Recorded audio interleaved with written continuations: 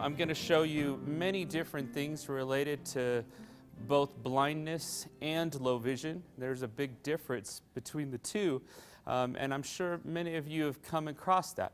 First, I want to tell you a little bit about myself, and then also a little bit about what we do here. Once again, I'm the Assistive Technology Specialist. I represent and work for the entire state of Utah for any of our blindness and low vision consumers that are interested in going back to work or interested in independent living. Now, so basically what I will do is not only go to people's homes around the Salt Lake area, but I go to St. George, I go to Price, I go to Moab, I go to Logan. So what I will do though is take a lot of equipment with me, show it to individuals, try to figure out and assess what is going to be the best fit for their need. Now my first goal and first responsibility is to get people back to work and employment. That's the main focus of my job, so that's what I first look at. So I try to assess what will help them get back to work in a job setting. The second is independent living. Independent living is extremely important because people want to feel like they can be independent again. Many people that lose their vision, especially later in life when they've had a full life of 40 to 50 years of either very good sight or perfect sight, 20/20 vision, and then they start to lose their vision from macular degeneration or diabetic retinopathy, or retinitis pigmentosa. Any of those types of things, those individuals are in a real serious transition, and they are really struggling, and they don't believe they can be independent again. And that's what my other focus is to try and help them understand how they can be independent. And that is our entire focus here in the building. So let me tell you about what we offer here at the center. All of this technology is just a portion or a fraction of what I have in a resource room. I try to purchase I try to get my supervisors to purchase one of each item that I can possibly get, so I can show many different kinds of devices and what they can do and find the best need. So I have a multitude of resources here at the center, and I've brought you a fraction of those types of things today, but some of the most popular and the newest devices that I think you haven't gotten a chance to really see. So then what we also do here at the center is first we provide vocational rehabilitation services. We have rehabilitation counselors. They work with the individuals to figure out first a vocational goal, second an independent living goal. So they work with both of those individuals to do that. Then what we also have is a fully functioning training center with residential apartments. Now this is a pretty fabulous type of thing. We have 20 different residential apartments. They're located in brand new buildings that just opened a little over a year ago. Back behind the center, we have a men's unit and a women's unit. They can walk directly down a sidewalk that was built perfectly, where they can walk right up that sidewalk to the center and come into classes. Now the classes we offer, they go from 8 a.m. to 4 p.m. And we have a wealth of different kinds of classes that are geared towards independent living. First and foremost, we offer cane travel. Cane travel, we take a person and teach them how to, again, walk confidently, travel independently with a cane. They start out with basically learning the structure of how to tap the cane. Then they learn how to walk in the building, learning different areas of how to navigate the building. Then they take the next step going into sidewalks and residential areas. It's a long process before they get out to crossing Redwood Road and North Temple, but that's definitely where we're going. Getting them to ride public transportation, getting them to cross busy downtown streets, then getting them route to route places, so getting from point A to point B. Then when they get to a point where they're ready to graduate, they do a couple of different things like what's called a drop route, where we basically drive them around, drop them off somewhere, they don't know where they're at, and they got to find their way home. And then secondly, that's right, because you never know when you're going to be in a place where you don't know where you're at. Then secondly, then they have to do what's called a long route, where they travel approximately 35 miles going to different places using public transportation. And that's part of the whole final process. Then we also offer the Braille class. The Braille class, you start out learning the basic alphabet, learning how to feel. The hardest thing about Braille is not memorizing the code. The code is actually very easy to memorize. It goes in a complete pattern where A to K is a certain amounts, then K to all the way to W, you add a dot, and that's really all you do. You're just adding a dot, and then you've got a couple little extra letters there that you memorize X, Y, and Z, and you're all set. So that's memorizing the alphabet, and that's actually very easy. The hard part is understanding the touch. That's the hardest thing, because that's basically where you're learning how to read again differently, and reading with your fingers and getting that brain to recognize those characters and understand what you're feeling. And that's the hardest thing about Braille. It's not the memorization. A lot of people think it's the memorization. That's the easy part. It's the touch and understanding that.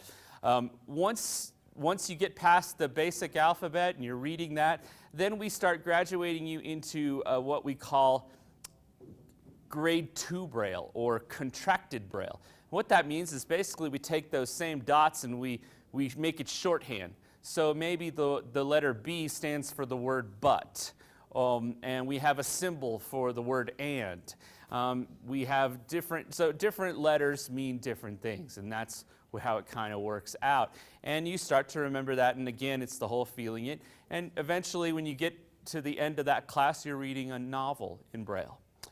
We have computer classes. We start out with basic computer classes, basic keyboarding. You're learning the keyboard, listening to the computer talk rather than using your eyes. Brian, I'm sure, is going to show you different things where he talks to the computer and the computer responds to him that way. I'm the exact opposite. I need the computer to talk to me all the time. And a lot of people think independent living, when they're blind, that's what they need. They need to talk to the computer. That's really not at all what they need. The fingers are still working just fine. It's a matter of they just need to hear it, and then understanding the keyboard. We have different things like big keyboards, but we do in the keyboarding class, we really try to start out with kind of like going back to basic typing, where you black out the keyboard and you don't see it anymore. And you learn how to type again, memorizing everything. And you learn basic keyboarding skills, then you learn a screen reader and what some of its functionality. The one we do in the center here seems to be the most popular one in the United States, and that's JAWS, Job Access with Speech. That's what it's called. And that's what JAWS stands for. It's kind of funny how they created that. That's the one we start out with here in the center. We introduce you to others on down the road. We have an advanced computer class where we take you through Microsoft Office, Word, Excel, PowerPoint. We do all kinds of different things, how to scan books with using a camera and saving them, putting those books on the library players and things like that. So there's a lot of different things with the computer class that gets really interesting. Then we have what we call aids to daily living, or daily living skills. Some people call it home economics. It's basically a class where you're doing a lot of cooking, and you're learning how to cook under a blindfold or with very little vision. You're learning how to use your other senses in there when you cook, when you clean, when you prepare a meal, when you prepare going to the grocery store, buying what you need to. You're learning how to manage your checkbook again, doing all these different kinds of things without vision. You start out in that class doing basic things. You start then preparing like one dish, then you'll prepare multiple dishes. Then at the end, when you graduate from that class, you will learn to prepare a meal for up to about 8 to 10 people. You prepare the whole meal, you plan out the list, you go to the grocery store, you buy everything, you bring it back, you cook it all up, you serve it to all 10 people who you invite of your own, whether it be teachers here or friends or family or whatever.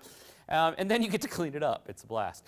So, but that's the whole point, and it's all one person doing that because that's what we do in our lives. We have dinner parties and we have plans, and that's what we're trying to then show. A blind person still does all these same things. One of the last classes we have that's a whole lot of fun as well is actually 2 classes. We have both a fully functioning crafts class and a fully functioning woodworking class. That's a little bit of what we do here, and we offer a lot of other things, but that is what we help people with independent living. Okay, well, I'm going to go ahead then and start showing some products. I'm going to start with something I know a lot about in my previous time when I used to be sighted. So let me tell you also about myself. I have a degenerative eye disease, cone rod dystrophy. It is very similar to retinitis pigmentosa. So basically, cone rod dystrophy affects more youth, and you start out with a certain amount of vision at a very young age, and you gradually lose that vision. So when you get to your 30s, you pretty much have light perception, and that's about all. Many other eye diseases you'll get to see on a regular basis that these devices will help. Macular degeneration. Macular degeneration kind of acts the exact opposite of retinitis pigmentosa. In macular degeneration, you kind of lose that middle, but you have pretty good vision around. It's just a matter of finding where it is with macular degeneration. So it starts out a little slow. It just depends on how much it's digressing. Eventually, though, it's supposed to all go away, and in most cases it does. They've now figured out some laser treatments to slow it down, but they can't really stop it. But it's interesting when you're with a person with macular degeneration, there might be a quarter on the floor in this kind of lighted room, and they may not see my hand right in front, right here, but they'll still see that quarter right out of the corner on the floor. That's how good the vision is in the spot that they could see it, so they've got to find a way to get it in that area. Diabetic retinopathy works a little similar to macular and RP, but you're kind of losing different parts depending on where the blood vessels are leaking. And so it kind of creates scar tissue, and you lose different parts of the vision. Fourth might be glaucoma. That one you'll see a lot of as well. But they've done a lot of good treatments with glaucoma using eye drops, and they, again, slow that process down. The ones they don't slow down very well are retinitis pigmentosa, cone rod dystrophy. Those, they have not figured out a way to slow down the degenerative eye process. The other macular degeneration that they don't slow down is wet. There's 2 different kinds of macular, wet and dry. Dry, that means the blood vessels are expanded, but they're not leaking. And the vision doesn't really decrease a lot until the blood vessels really leak when they're wet. And so with the dry, they go in with that laser, and they kind of zap those blood vessels, and that's how they kind of stop that process or really slow it down for dry folks. But wet, they can't really zap a wet leaking blood vessel. That's really hard to do yet. Maybe they'll get there one day. And so that's why you'll see some folks with wet macular degeneration that are really losing their vision and losing it quickly. This is a high definition television. So this is the same kind of television you could buy, or a high definition computer monitor you could buy at Costco or Best Buy or wherever you want to buy computers. And they've taken this, they've hooked it up to a camera, another high definition camera that's under there as well. And they've really made the image pretty spectacular. You have 3 different knobs here on the front. The first one, which I think is kind of the most important one, is the middle one, because it magnifies and it blows it up. And I don't know can you tell how big that's getting? But can you also tell how clear it is? It's off the screen, so it's so big it went off the screen. Thank you. All right, how about that? Okay, thank you. This is why I need your help. So you see, as quickly as I move that big and little, it still stays clear. Really very clear, very easy to see. And so that's what people really with low vision that are starting to lose their vision, they really rely heavily on this type of device. This allows them to read. It allows them to see photographs again of their children, grandchildren, whatever they want to look at again. They can look at their pictures of travel experiences that they have. It gives them a very clear photo. Now, some people, when they reading in regular color like this is still difficult on the eyes, especially people that suffer from macular degeneration and retinitis pigmentosa, where light and photophobia bothers them a little bit. So light creates a glare and kind of hurts their eyes. And so if they could change the glare and change the contrast, it can really help them. So now I think you see that the print is white on black, right? Honestly, what I've found is a lot of people think that is just better to read with, because it takes out all of that glare, all of that excess light filtration, and makes the white stand out. And a lot of individuals can read with this at a lower magnification, so they can fit more on the page. I think, from what I understand, if I put this just right, you can pretty much get the entire page at the lowest magnification. Is that about right, Kent? No? That's what they told me, of course.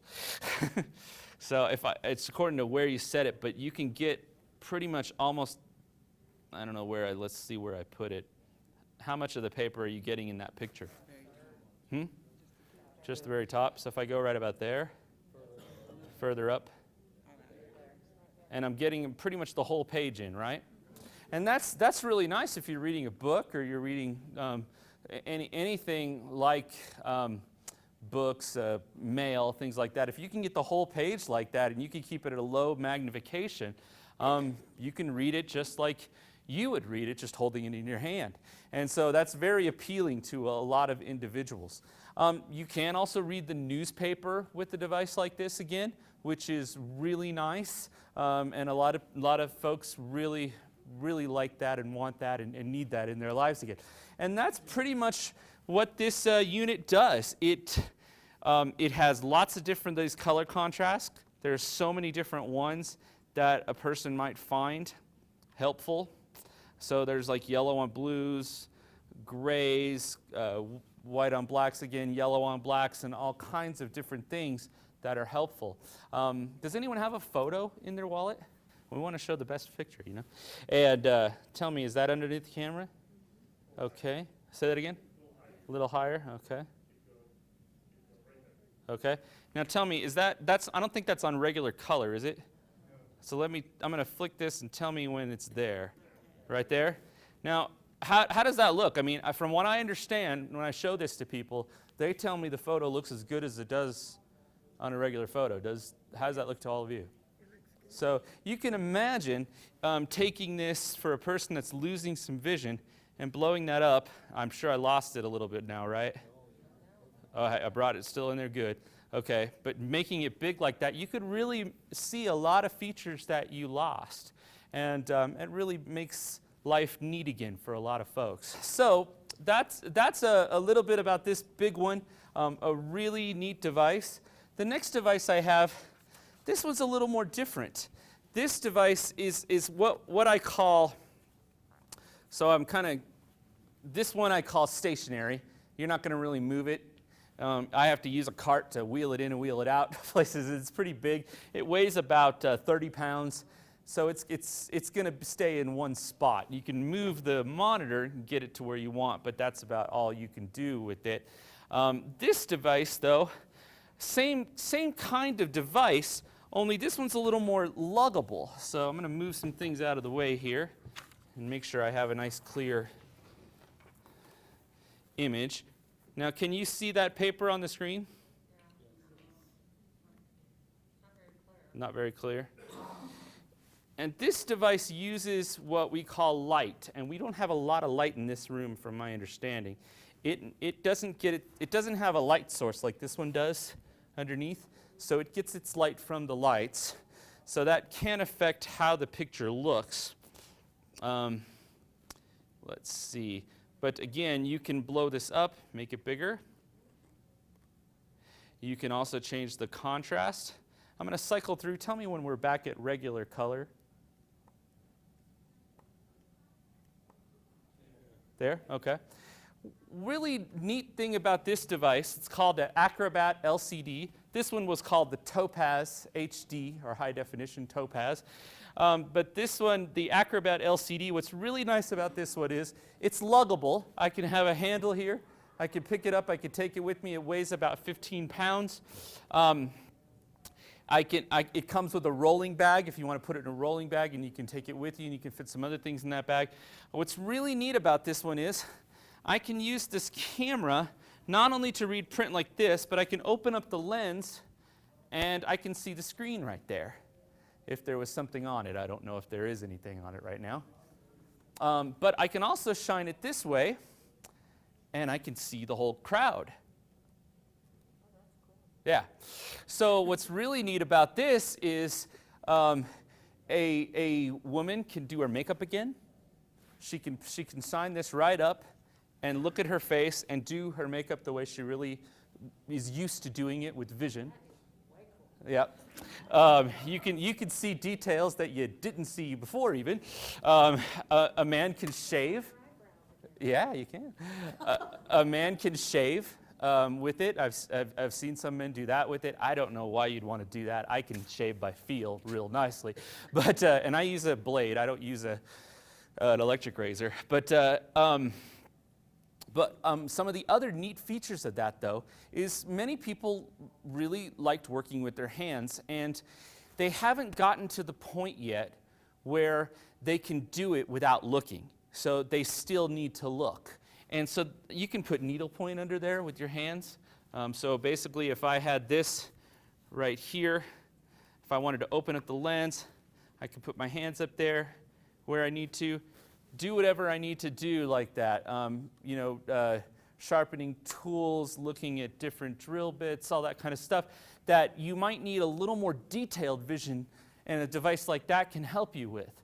And that's what's really nice about this kind of device. You give up the really, really clear picture of this unit, but you get a lot more because this unit doesn't have that capability because the camera's all stationary and you can't really move that around. Yes. The camera is actually, it's not really even connected with the monitor. If I turn this off, it's a little phone jack. It looks like it's what they call an RJ45. And you pull that out, see? And you just detach that off, and there's your camera. And you can it comes with a little styrofoam, and you can set this in the styrofoam in the case and take it with you. This device is $3,095. So it is definitely the most expensive out of the units that I'm showing you today, as far as low vision stuff. Now the blindness stuff is actually more expensive, but the low vision, this is probably the most expensive out of the low vision products that I show you. This device here is $2,695, so $2,695. Now the next ones I'm going to pass around a little bit because I think it's kind of neat to touch things. Then rather than me just stand up here. These are both what we call portable CCTVs. I'm going to take one and pass it down that way, and maybe I'll take one and pass it down this way. This one is called an Amigo. It is a 7-inch screen. It has the camera right here. I don't know if you can tell that's on. It has two little scroll wheels on the side, right there. One wheel does the magnification. The other does the contrast. So you're not going to hurt these devices. That other one that I'm passing around is called the Ruby, and it has the same kind of features, only it has buttons instead of scroll wheels. So one button that has probably a plus and a minus for magnification that you could see on it, and then another button that might look like a color to change the contrast. This one, the Ruby, is actually the most inexpensive of the ones I'm going to show you. It is approximately $650. So that is from Access Technology. Adam Reynolds has a version that's very similar called the Pebble. It retails at $595. Those are both what we call, I think, 4-inch screens. Yeah, 4 inches. They have them in different ones. Adam actually sells a 3-inch one that's really small for $395. And then he sells a 5-inch one for $695. So it kind of just depends on what you're looking for. This one also Adam sells. It's a bigger one. It's 7 inches, and it has a couple of other neat features. It has a cable on the back where you can plug into a big monitor, like your big 50-inch television that you have at home. You just use the S-video in, S-video out. You just use that cable and plug it right in the front of your television. We usually recommend you buy a 12-foot cord from like Radio Shack for about $25. And you could sit back in a chair using this as the camera, but your screen, everything that's showing up is showing up on the screen. And a lot of people love that and really like that type of feature. What's that one called? This is called the Amigo. And that one retails for $1,600. It's a little more expensive. They both come with leather cases that you can put them in, take them with you. They, the Ruby offers about a 4-hour battery life. And most of the smaller ones like that one, that's about their limit on battery life. The Amigo, though, and the Sapphire, they offer about a 6-hour battery life. And the Amigo has the most capability because it comes with 2 rechargeable batteries and an extra charger. So you could be charging one battery and be using the device with the other battery. You switch them out and you got another 6 hours of life. So that one you can get quite a lot of length of life with. The Ruby does have the ability to use, I think, AA batteries. They'll give you maybe an hour or two extra life. So if you're in a pinch and you want to pop some AA's in, you can do that with the Ruby. The only bad thing is if you forget and you try to charge that, you'll hurt the device. So you don't want to try to recharge unchargeable batteries. But that's kind of to give you a little bit of an idea of those portable units. That's what those are. One of the other things, there are some different inexpensive video cameras out there too. Some that look like a mouse for a computer. They have a little camera and a little light on the end of them. And you can plug them into a television or plug them into a monitor. And you can use, you look at the monitor and you'll move the mouse across. You can't really write under it, which is kind of frustrating because a person using this kind of device, you can fill out a checkbook, you can fill out applications under a device like this, where one of those mouse cameras, you're pretty much limited to just reading. But maybe that's all an individual needs. You know, it just depends on what their need is and what they want to do with their independence again. So those you can find for about $180, the little mice cameras. So it just depends. Some I've seen up to $300, but it just depends on what you want them to do. I was talking about different kinds of computer software. One thing I talked about is JAWS.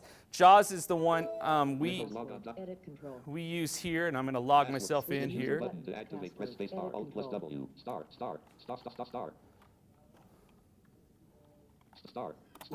enter. Okay, and what you're hearing right now Magic 11.0 is JAWS. I'm I'm assuming there's something on the monitor, right? Can you guys see a computer? Okay, good. It's funny, if you ever come into my office, I face the monitor to the people. I don't ever look at the monitor because I'm usually showing it to people. I don't need a monitor anymore. I really haven't had a use for one for about 8 years now. But it does work really well. I've slowed it down a little bit. But I'm basically just navigating the computer using the arrow keys, also the tab keys. So it just kind of depends on how you want to navigate. Everything you see the cursor doing is reading to me. Magic 11.0. So that's Magic 11.0. System access. Those are kinds of different kinds of software I have on my computer. NFB Newsline in your pocket.x. List. Timesheet log on. Microsoft Word 2010. So everything is just reading to me.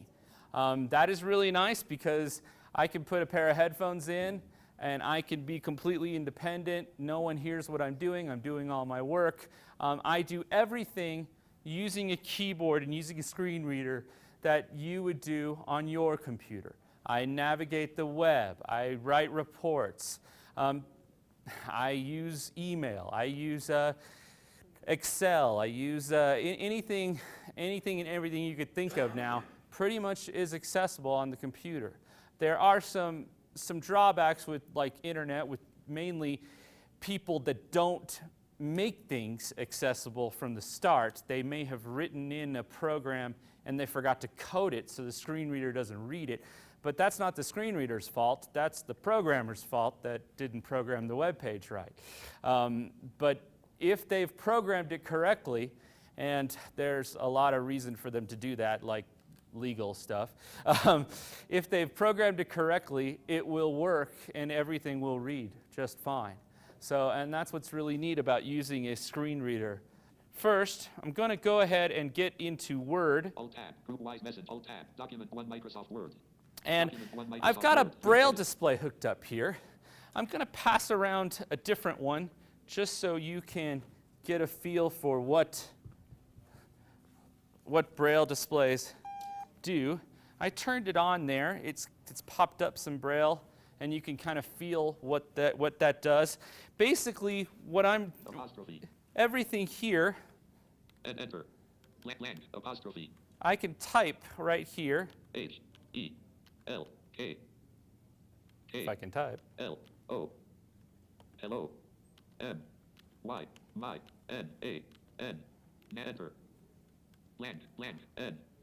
M, E, me, I. So, enter. And you can see Blank. I'm basically controlling the computer with the Braille display. I don't want to move in front of the monitor, but I want to show you how this works.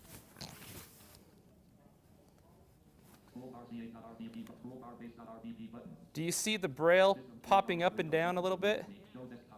And that's what basically everything that's you hear JAWS reading is also coming up on this Braille display, and you can feel it if you need to. The JAWS program for a computer costs about $850 for a home version, and that's pretty standard for anyone that needs it at home.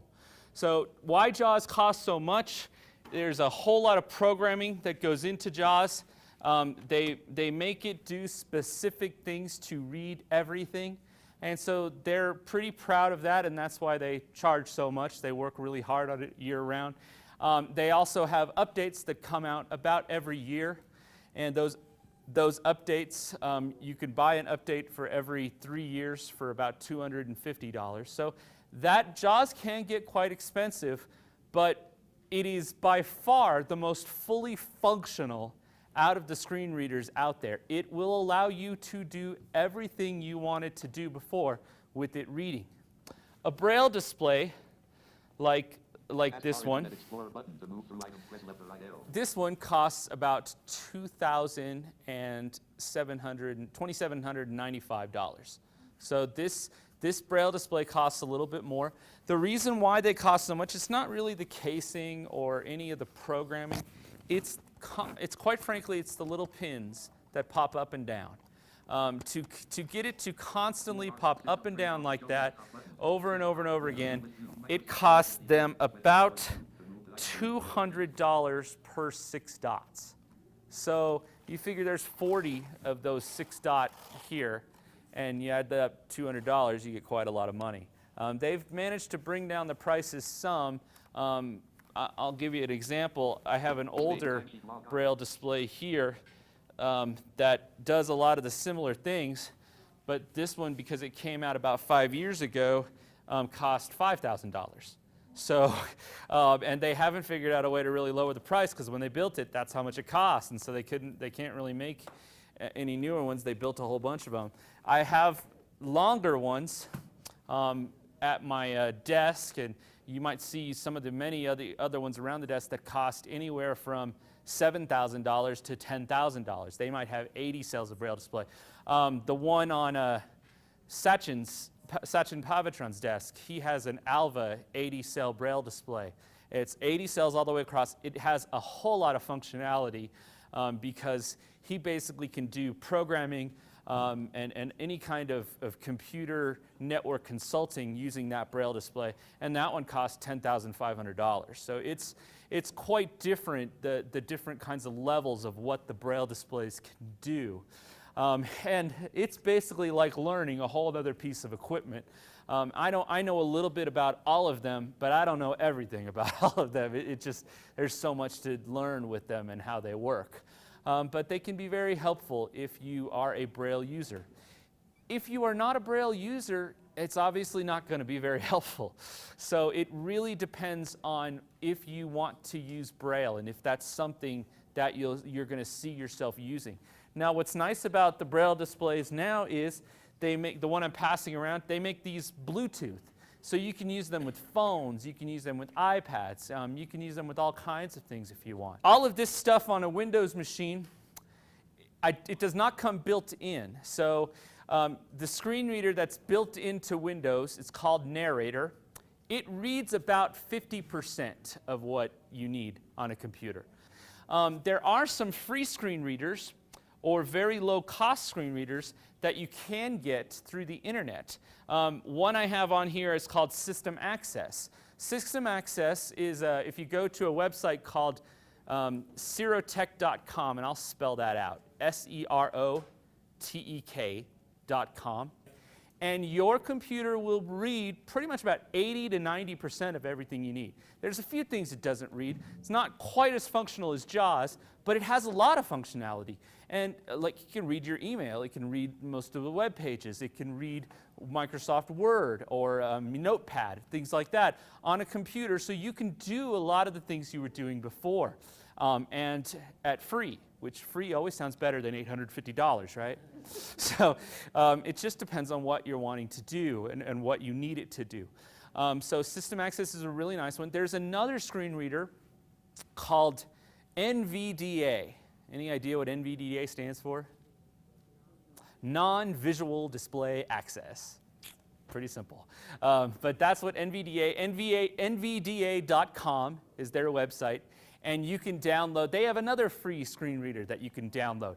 And once you download it and you're hooked up to the internet, you can do whatever you need to do on there. You do have to remain hooked up to the internet to use these, though. So that is something that you need to remember. So, and you probably need a decent internet service. Now I'll show you a magnification product. I wanted to show you that with this keyboard. A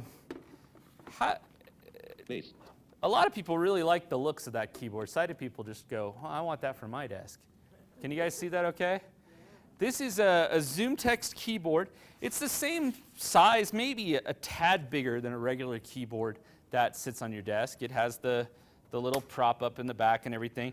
But what they've done is they've figured out a way to make the print bigger on the caps, and they made it this white on black, so it's really easy contrast. And what's nice about this keyboard is you can control ZoomText, because it's made by the makers of ZoomText. You can control all of ZoomText up here at the top. They have different buttons that are labeled with print, like that say plus or minus for magnification, speech on. It has the pointer enhancement to change the color, things like that. So it gives you a lot of different functionality. You can control your program.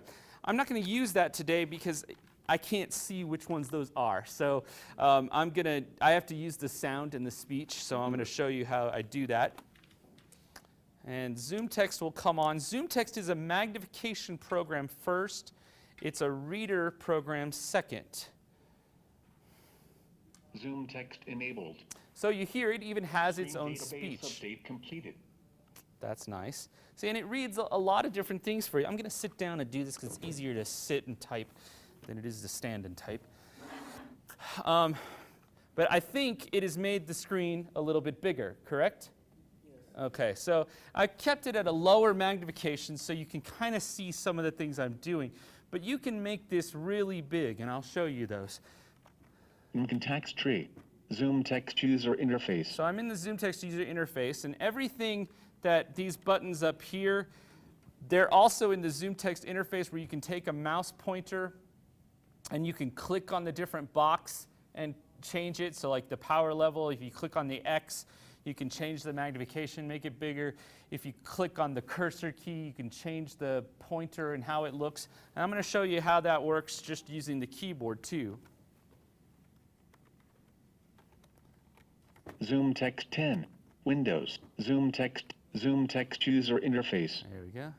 File has submenu. So there's my file menu, and I'm just going to use my arrow keys. Actions has submenu.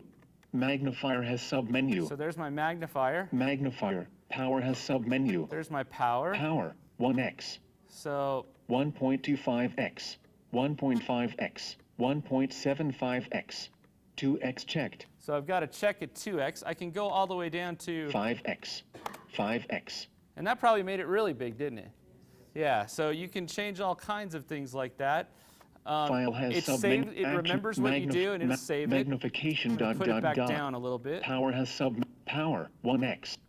1.75x. 1.75x. All right, now File magnifier freeze window zoom windows magnification free view locator color enhancements here's a neat feature of Zoom Text as well. You can change the different color enhancements. Now, you can change a lot of things in just Windows itself, changing the color, but you don't get as much functionality, and you can't go to Word and have Word be white on black, but then have your internet be full color. You have to change it as you're changing the windows. With this, you can actually, Zoom Text can actually, you can tell it to be white on black when you open up Word, but to be full color when you're on the internet, or to be maybe yellow on blue when you're in Excel. Whatever's more comfortable for you to see, you can set that up, and it has the capability and memory to do that in the color enhancements, and it'll always stay that way. So, and it's just a simple matter of going to the color enhancements, finding what you want, saving it, and keeping that in there. Actions. Disable Zoom text. I went out of that. View mode. Sorry. Magnifier. Zoom win. Free view color pointer enhancements. Pointer enhancements. This is another one I really like to show people. I think I've made the pointer kind of big in general. Is that right? Pointer. Normal checked. Is it bigger? No, it says it's like normal. So let me actually Scheme. Checked. There you Scheme. go. Checked. All right, so you can do all kinds of things with the scheme. They put about 8 different Scheme ones in yellow here. with full cross. So that's a yellow with a full cross. Red with circle. See how it made it a red with a circle? Giant green. A giant green. That seems to be the favorite of a lot of people because they have trouble tracking and following that, and that's what making it bigger or putting those different modifications. Control key crosshairs. So whenever I hit the control key, the crosshairs come up. It's just not coming up normally when I'm moving it around, but if I hit the control key, it'll come up. So Giant green. I like the Zoom giant green. text user interface. So now the giant green's on there, and you're probably seeing more of the green mouse than you wanted to see, right? But that definitely can take you and show you around. You can also do in Word. File head. Some people have trouble with the cursor. View locate point cursor enhancement. Cursor normal checked. Scheme checked. Scheme blue edge. Green circle. Let's do red frame. Thin magenta frame. Green blue edge. Green circle. Let's do Blue edge. Zoom text user now, interface. if I go back to Word, Document 1. Document 1. do you Microsoft see that Word. blue wedge now for the cursor?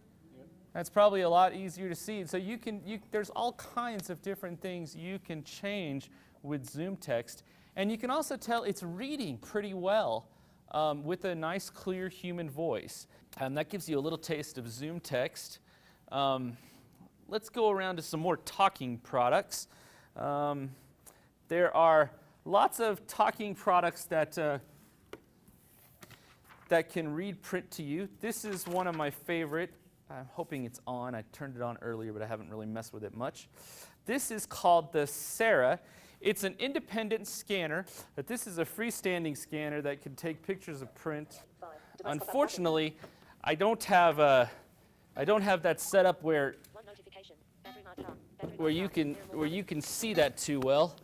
So you're going to have to do what I do and listen. So let me get this up here.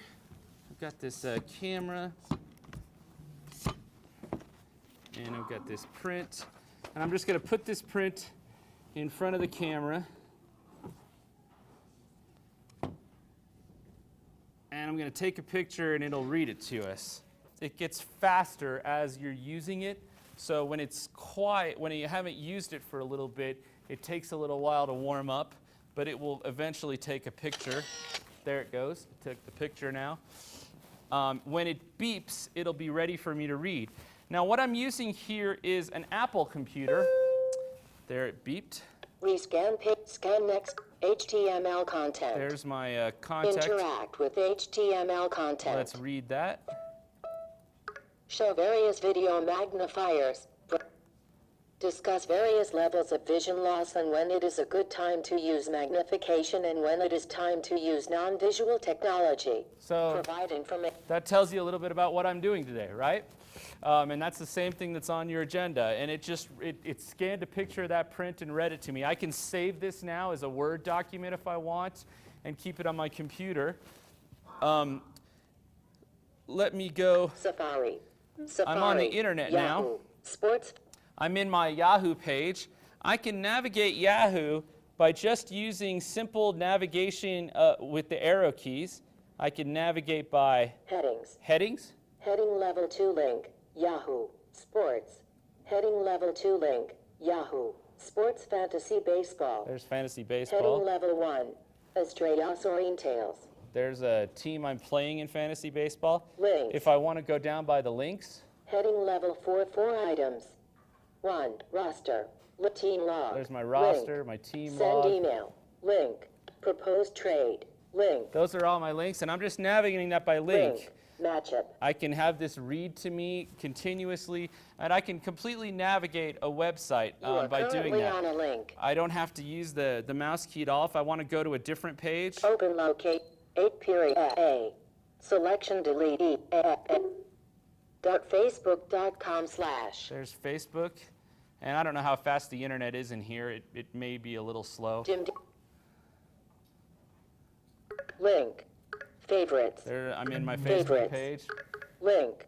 Newsfeed. Link. And it's just reading all the way down. 2.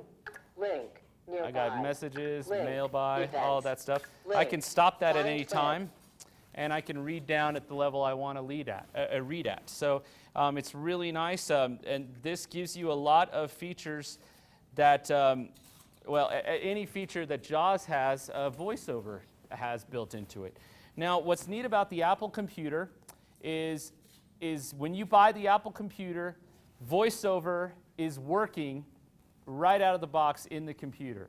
So when you start, actually, if you buy a computer right now from Apple, or if you bought maybe an iPad or iPhone, you might have noticed, if you bought it recently, you might have noticed that it started talking first, especially the computers. They've set all the computers to talk first. So when I buy a computer and I open it up from an Apple store, it starts talking automatically. You actually have to turn the talking off to not use it. And it's a simple, it asks you, do you want speech VoiceOver to stay on or off? And you just click the off button and it doesn't talk anymore, or you leave it on and it talks the whole time.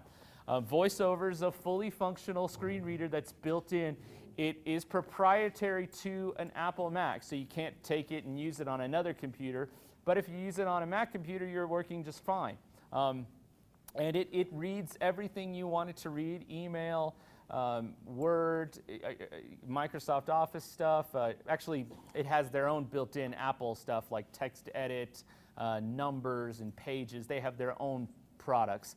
You can use some Microsoft products on an Apple, but Apple, they like to do their own thing and they like you to use theirs. So, but you'll find that they're very similar. The stuff in text edit I can do just like I can in Word on a PC computer. So, and that's built in. There's also a zoom feature, much like zoom text, built into an Apple computer, and it comes free with it. So I didn't tell you the price of zoom text. It's $395 for just the magnifier. It's $595 for the speech with the magnification. The keyboard's an extra $70 if you want the keyboard. So that kind of stuff, the zoom and the voiceover, like JAWS and zoom text, the zoom and the voiceover on the Apple computer is built right in, and you don't pay any extra for it. Apple computers are a little more expensive. Typically, you can buy an Apple computer, a full-size one, for about $1,200 to $1,500. That's a little more expensive than going to Best Buy and buying a Dell for, well, I don't know, whatever deal they have going on, $400 or whatever. So that's a little bit different. But if you can't use, if you got to go buy JAWS for $850 on top of that $400, well, now you're at the same price as an Apple computer anyway. So it kind of depends on what you're looking for and what you want. I wanted, yes. Would you say that JAWS is quite similar as far as the quality to VoiceOver? I would say they are very similar. They both use different ways of doing it. For instance, JAWS, I'm pretty much just using the keyboard with a few different keystroke combinations, but it limits the keystroke combinations to where they're pretty simple to do, like Control-C is copy, Control-V is paste, Control-A is select all. If I want to go into certain, Windows M takes me to the desktop, or Windows D can take you to the desktop. Windows M can take you to the menu. If I press the Windows key, I'm in the Start menu, and I can start typing. VoiceOver, because Apple built it in, so it's not a separate software that you install. It's built right in. You have to use a little bit more keystroke combinations. So your Control and your Options key on the Mac keyboard, those are your VoiceOver keys. So if you want to do anything with VoiceOver, you have to hold down those two keys. And then you use it in different combinations, like the Control option with the letter D takes you to the desktop or the dock. Control option with the letter M takes you to the menu bar, and those types of things. But they have built in some ways of navigating where you can just use your arrow keys to navigate a website. You can, switching around your arrow keys, you can navigate by headings, by links, by tables, whatever. Where JAWS, you might do it with first letter navigation, where you press the letter H or you press the letter T. And so it's sometimes, it's just what's easier for the individual to remember and what they kind of like. So that's really what I found. If they were a former educator working in the school system, they're used to an Apple computer because that's what educators use. If they're a former person that worked in the state office or state government, they're used to using Windows, and that's what they're comfortable with. So JAWS is going to be better for them. So it just kind of depends on what the individual is more comfortable with, what they're used to, and what they're willing to spend a little time and learn. Both of these features, JAWS, VoiceOver, have built-in training manuals right in the system. You can load it by loading JAWS. You go, there's a section under the menu for training, and they have these MP3 videos. You just press enter, and it plays. And it goes step by step all the way through. VoiceOver has the same thing. You hit VoiceOver, the Control Option key with the number 8, and that loads the VoiceOver training and the VoiceOver help. And you can hit any keys you want and figure out what they do and how they work. So it takes a little time learning how to do it that way and learning what they do, but it's very independent for you in the long run. The next thing I'm going to show you, I brought both an iPad and an iPhone to tell you that both do the same thing, both have the same exact features, just one's a phone, one's a tablet. So I'm going to show you more of the iPhone, but I want to let you know that everything I'm showing you in the phone today is also in the iPad. So here's an iPhone. 1026. Now, just for, is it black? Is it dark, the phone? Is there anything on the screen? Oh, okay. See, so that's how I use the phone. Tuesday. See, Slide it's to talking unlock. to me, Take even picture. though you don't Button. see anything happening. Slide to unlock. So I can turn that off for you so you guys can see. You guys are photally challenged, and you know, I know that about you. Screen curtain off. There's my screen curtain off, and now you probably see something on the phone, right? It's probably hard to see from there, I understand that. Take picture. But slide to unlock. there's my unlock button, and basically what the iPhone does is everything that how a person would use the iPhone with tapping, it Tuesday. just Slide uses to a unlock. double tap. So I double tap that, Alert. Cannot get mail. The username or password for iCloud is incorrect. and that's nice.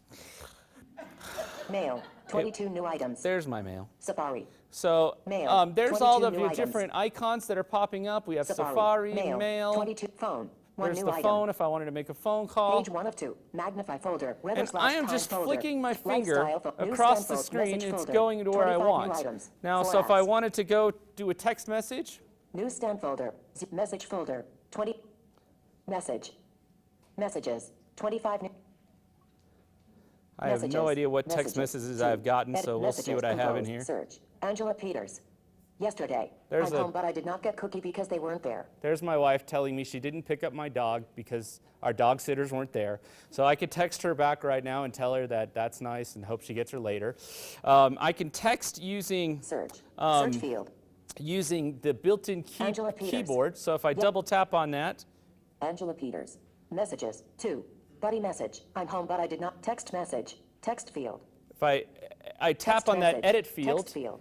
a little Editing. keyboard appears, and I can drag my Capital finger C. Capital H. across Capital there. U, Capital H. I'm going to show you some definitely ones that are specifically to blind people. Note taker. Social folder. Blindness folder. There's 3 a new- blindness folder I have. blindness.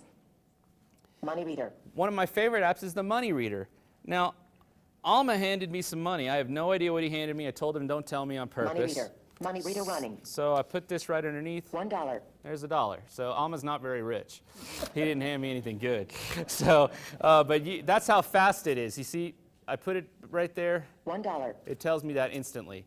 And $1. so it's really fast, and you can keep track of any of your money. But that's a really neat app. Money reader running. You don't have to do that with Blindness. coins. Coins, I don't know if you know this or not, if you felt some coins in your pocket, quarters and dimes have an edge on the coins that you can feel with your fingernail.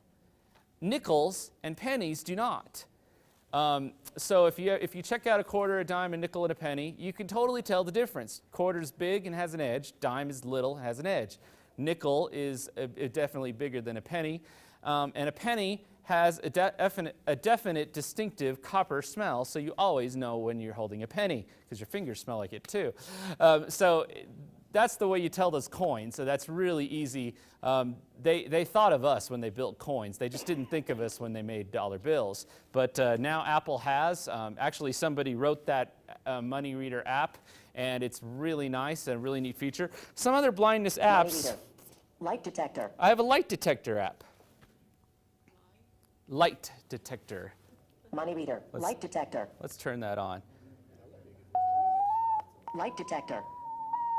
See, it detects light coming from different areas. And the sound gets different. Drives my dog crazy. Home. I can tell if the lights are on with that little app.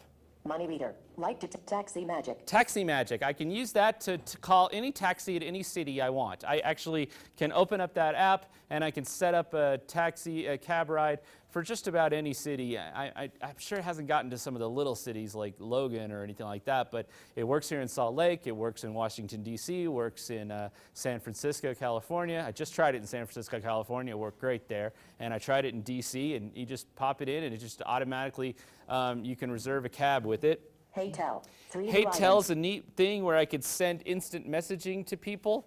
So you can just by talking, you can send quick instant messages back and forth to people rather than typing out a text. Talking calc. A talking calculator. Type in braille. I can type in Braille on my iPhone. So if I'm more of a Braille person and I want to just tap the phone with the different Braille dots, you can do that. Vocal. Vocal is another good voice synthesizer app. So yeah, those are some different Windows. kinds of things, Money though. reader. Light tech. Hey talking. Type in vocal. Audio labels. Audio Labels is another app where you can scan different barcodes. You have to program them in. BizWiz. I'm going to show you a couple of different things. Let's try this one. Alert. This Wiz would like to send you push notification. Don't allow. Button. You always get that with Apple and all the apps. Alert. They always want to send This you Wiz would like to push. send you push notifications may include alerts. Don't allow. But okay. Button. Okay. This Wiz. This is a disclaimer. You can agree or disagree. Information agree, but not agree. Button. Agree. Button. Take a photo. So if I take a picture of something, Camera. Button. and if I just hold my camera button, and let's take a picture of this can of soup. Take a photo. Camera. Button. Camera. Record a question. Now I record a question. Back. Button. Record a question. Back. Record. Button. Record. What is this? Takes a few seconds, but it will, basically it goes out to these, a bunch of different Select sources and send. programmers, and it asks them Web what workers. this is. Switch button. So there's web workers, IQ Switch button, engines. Email. Select Facebook. Switch Twitter. Back. Send. Button. I'm just going to Please send wait it to while your all. question is sent. So it sends a question. It took a picture of the can, and it sends a question out. There's a bunch of web workers that will get that will get my picture, and they'll tell me what this is. They might tell me something. Start over. Button. Answers. Heading. History. Button. Answers. Heading. View answers. Heading. Email photo. Button. Back. Email in prop. Email back. View history.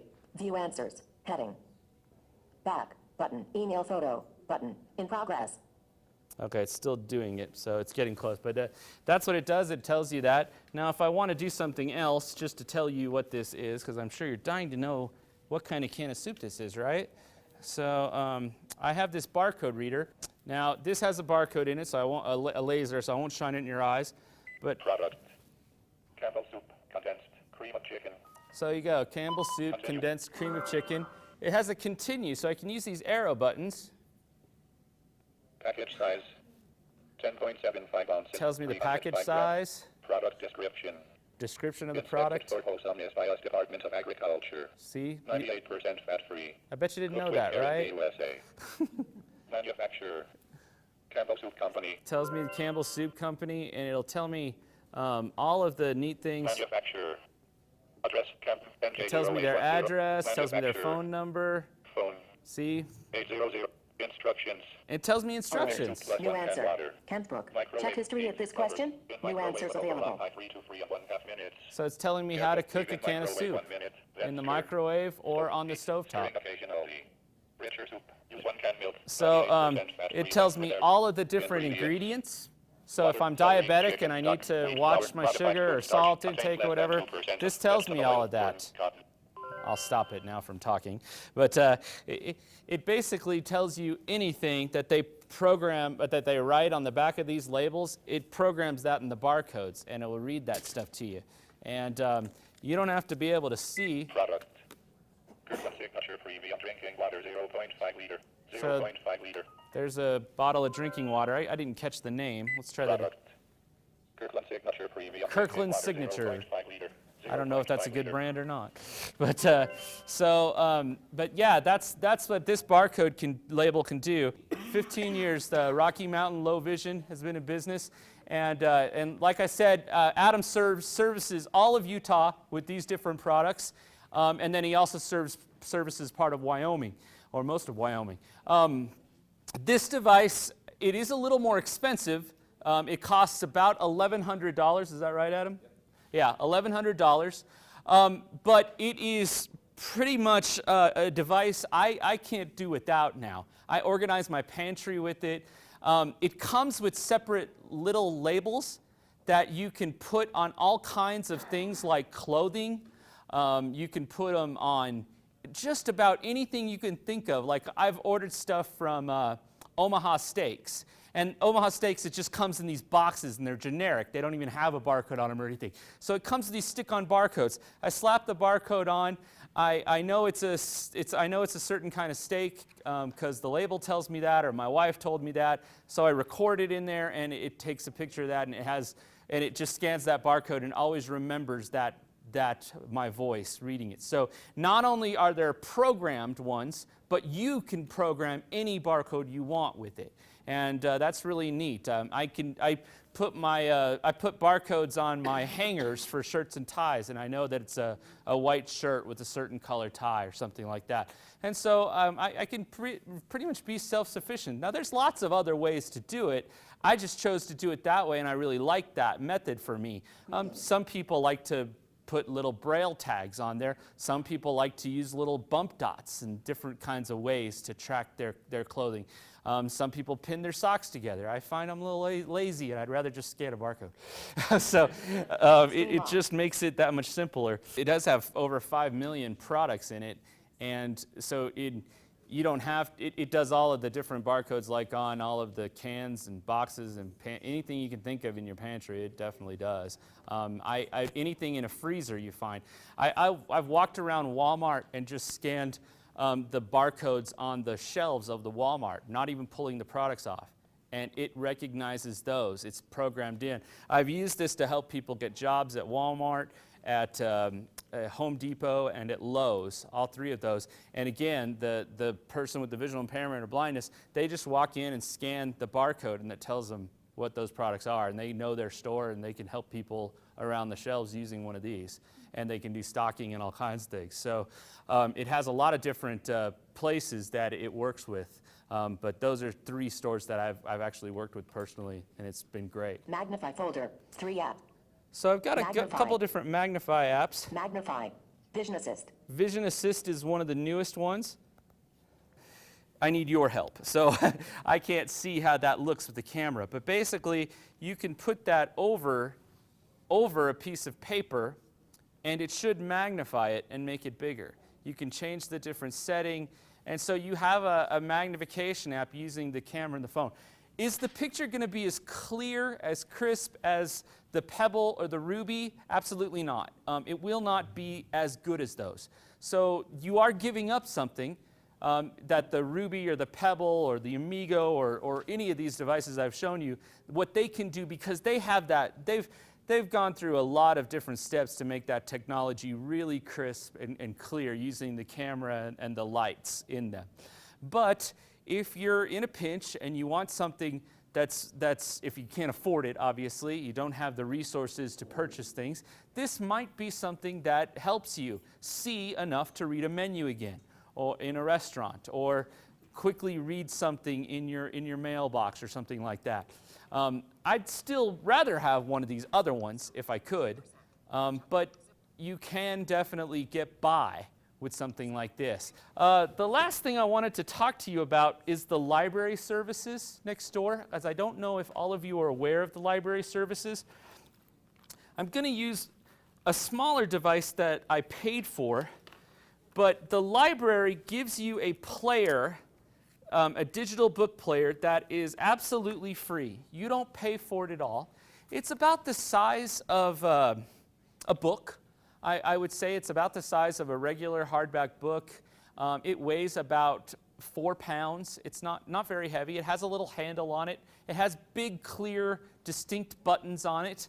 And it's really nice, and it's free and easy to use. And you can get the books on these digital cartridges that they send you, and you just pop the cartridge in, and it starts playing automatically. So it's really easy and really free. They have about, I think they've got well over, I want to say probably about 20,000 to 25,000 titles now available in digital format from the library. So, and they update every week. They're constantly putting out new books, and these are free to individuals that have a blindness or any kind of print disability. System UI server, system dialog. You are now running on reserve back. Thank you. Let's see. It is free to anyone with a print disability. So you don't have to be blind to get services from the library. You can have a print disability where maybe you don't use your hands as well, and turning a page is an issue for you. Maybe you have dyslexia. Any of those types of print disabilities that you could think of, they're pretty open and willing, and they just require you bring something from, honestly, I can sign something like that. Tom can, any kind of individual that works in the field, or you can get a medical doctor if you want, but if you can show that you have some kind of print disability, they will put you on their services free of charge. You'll get one of those players and you can order books. Or you can buy a device like this. This is called a Victor Stream. It costs about $300. The reason why I use it instead of the digital book player is because it is so portable. And portability means a lot to me because I like to read when I'm on the go. Welcome to Victor Reader. Everette VR Stream. Volume. I need to 15. slow that Political down. Awakenings, conversations with history, interviews with 20 of the world's most influential writers. That's how fast I read a book. So I will slow that down. Speed. It has a tone there that tells you when you're at the normal speed level. And so this is an interesting book I'm reading. Handle all of this. Just to get up and go back out and keep my head up. And I can When there was a navigate this tremendous book effort to by knock all the going start to a down on me as a bookmark human being. that I put in. I said, Go to bookmark. 2. Bookmark. 2. 5,000 people with his eloquence, his courage, and his Now I'm vision. back to a spot in the book I Whenever he marked. I spoke, can I also used to get a navigate by notebook and write chapter. his statements. Ron Dillon's. There's a speech, February Ron 8th. Willems. Science, food, and the environment. And I'm just skipping away to different settings there, different headings, December 16th, and reading that book, 2008.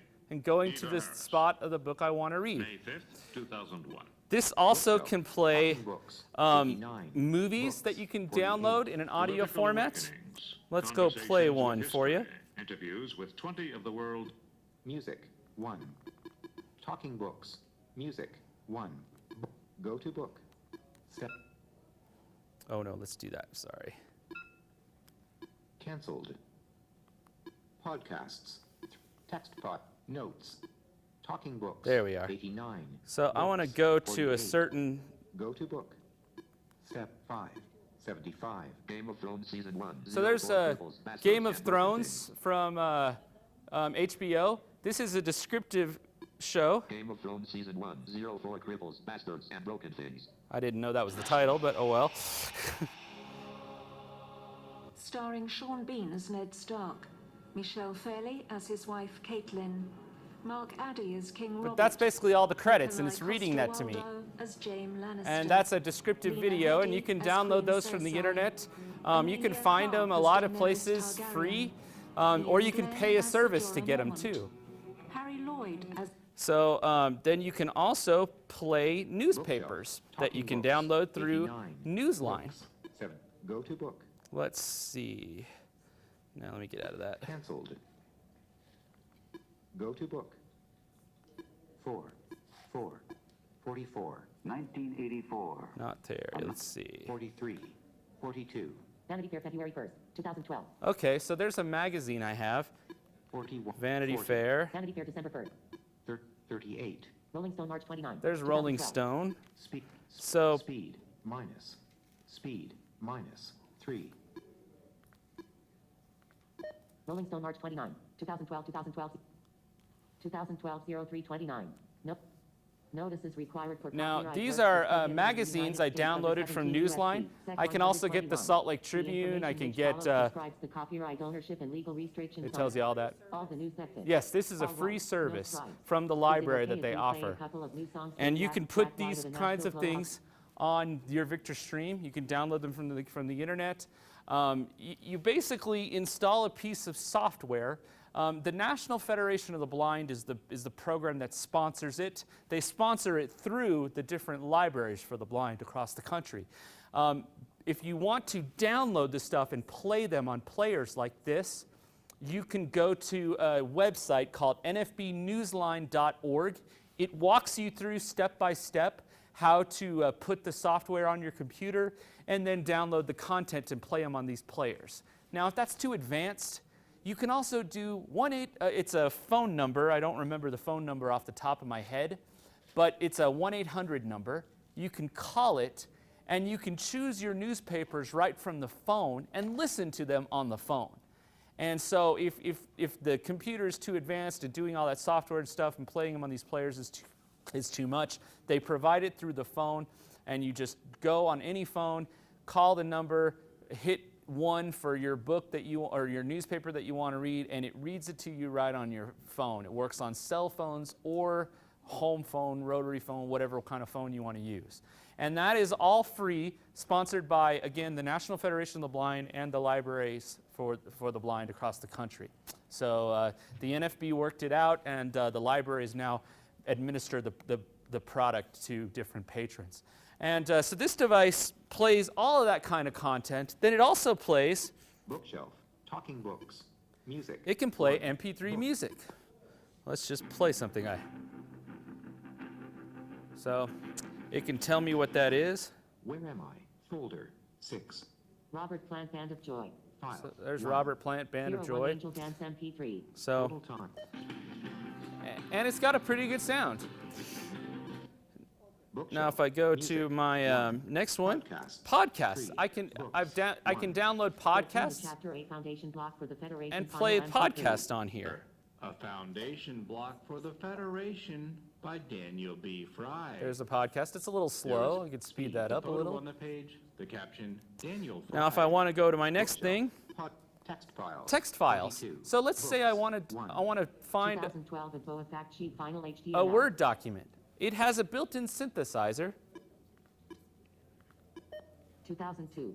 The Americans with Disabilities Business Opportunity Act.